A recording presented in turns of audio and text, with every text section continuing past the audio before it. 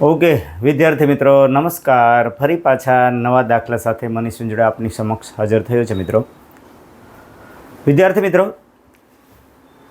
આપણે આજે જે દાખલો આપણે જોવાના છીએ એ દાખલામાં મેથેમેટિક્સ શબ્દમાંથી યાદચ્છિક રીતે એક અક્ષર પસંદ કરતા તે સ્વર હોવાની સંભાવના કેટલી છે. રેડી મિત્રો? આવા કેટલાક અંગ્રેજીનો જે આપણે બેઝિક ખ્યાલ હોય છે બરાબર, એમાં સ્વર કે વ્યંજનનો એના ઉપર આધારિત દાખલો પૂછી શકે. મિત્રો અહીંયા આપ જોઈ રહ્યા છો બરાબર, સ્વર કેટલા છે એ આપણને ખ્યાલ હોવો જોઈએ. મિત્રો જો અહીંયા મેં સ્વર એ ઈ આઈ ઓ યુ એટલે કે ભાઈ અહીંયા એ ઈ આઈ ઓ યુ સ્વર કેટલા છે ભાઈ?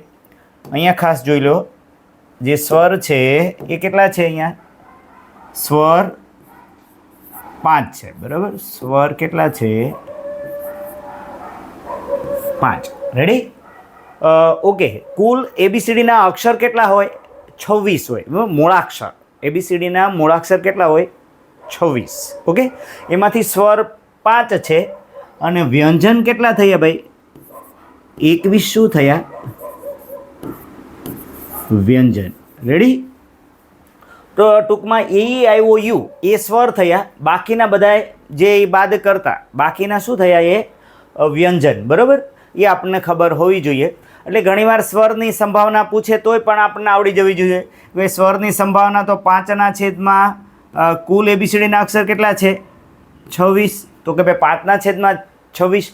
ઘણીવાર સાચું કે ખોટું એવું પણ પૂછી શકે. તો સ્વર બરાબર 5ના છેદમાં 26. તો વ્યંજન પૂછ્યું હોય તો કેટલું આવશે? 21ના છેદમાં 26 એવો જવાબ આવશે. રેડી? આ એક બેઝિક આપણે ખ્યાલ હોવો જોઈએ. વ્યંજન કેટલા છે?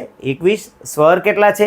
5. એ આપણને ખ્યાલ હોય એટલા માટે મેં એક ચિત્ર સાથે બરાબર, જે ઘણીવાર આપણું પ્રાથમિક વાળું જે આપણી બુક હતી એ પણ યાદ આવી જાય જો તમારી સામે. રેડી?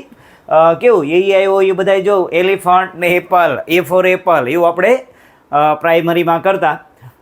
તો આ એક સુંદર મજાનું કલરફુલ ચિત્ર તમારી સામે એટલા માટે મૂક્યું કે જેથી તમને થોડુંક યાદ રહે કે ભાઈ એ આવ્યો એ સ્વર છે 5, વ્યંજન બાકીના 21 છે. ઓકે મિત્રો, સરસ. તો આ સંભાવના આવી પૂછાય તો આપણને આવડી જવું જોઈએ. 5ના છેદમાં 26, 21ના છેદમાં 26. પણ હવે આપણે અહીંયા જે દાખલો પૂછ્યો એ દાખલામાં શું કીધું છે એ થોડુંક જોઈ લઈએ આપણે. ઓકે, સારું. શું કહે છે એ દાખલામાં? ઓકે મિત્રો, જો અહીંયા મેથેમેટિક્સ બરાબર, મેથેમેટિક્સ શબ્દમાં યાદચ્છિક રીતે એક અક્ષર પસંદ કરતા તે સ્વર હોવાની સંભાવના કેટલી છે એ કીધી છે. હાલો, તો પહેલાં આમાં સ્વર આપણે શોધી કાઢવા પડશે. ઓકે ઓકે, સ્વર કયા કયા છે જોઈ લઈએ.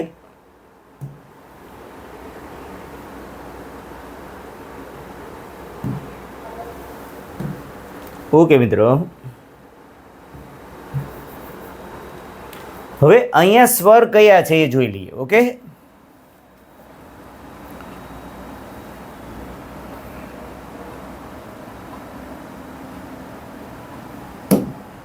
હાલો.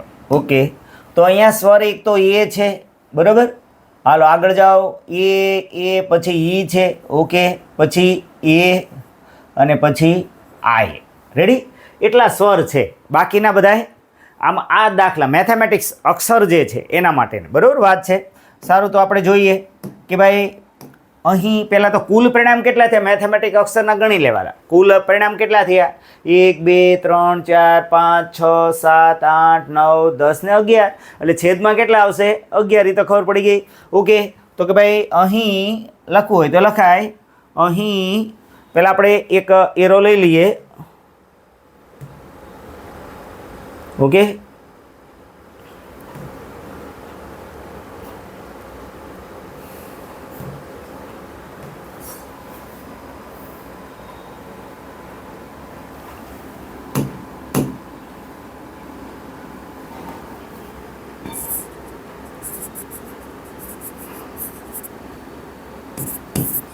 અહીં કુલ પરિણામો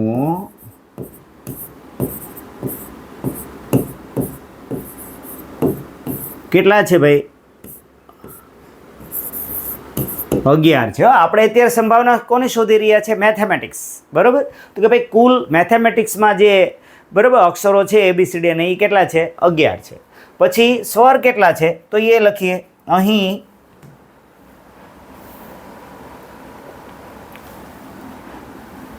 હાલો, સ્વર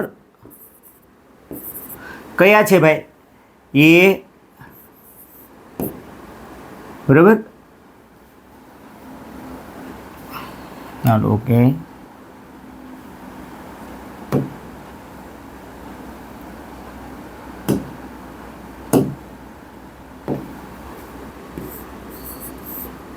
હાલો, એ છે એક. પછી આગળ જાઓ એટલે કયો છે? ઈ છે. પછી ઈ પછી એ છે ફરી,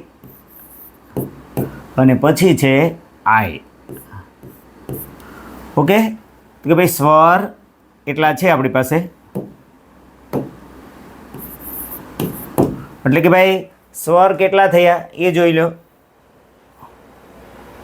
એટલે કે ભાઈ સ્વર કેટલી સંખ્યા થઈ? એટલે કે ભાઈ સ્વર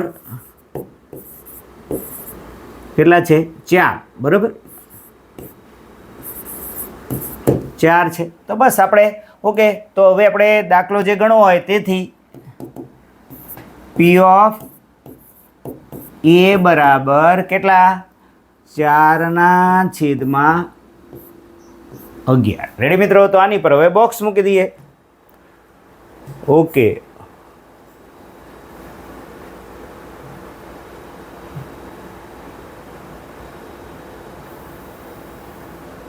કે ભાઈ 4/11, બરાબર. હવે સૂત્ર આપણને આવડે સંભાવના કે ભાઈ ઉપર આવે ઘટના એ, બરાબર, એ ઉદ્ભવવા માટેના પરિણામોની સંખ્યા છેદમાં, બરાબર, અનુકૂળ સાનુકૂળ પરિણામોની સંખ્યા, છેદમાં કુલ પરિણામોની સંખ્યા. સોરી મિત્રો, ઉપર ઘટના એ ને સાનુકૂળ પરિણામોની સંખ્યા છેદમાં કુલ પરિણામોની સંખ્યા, એ આપણને પાકું સૂત્ર આવડે છે. રેડી મિત્રો?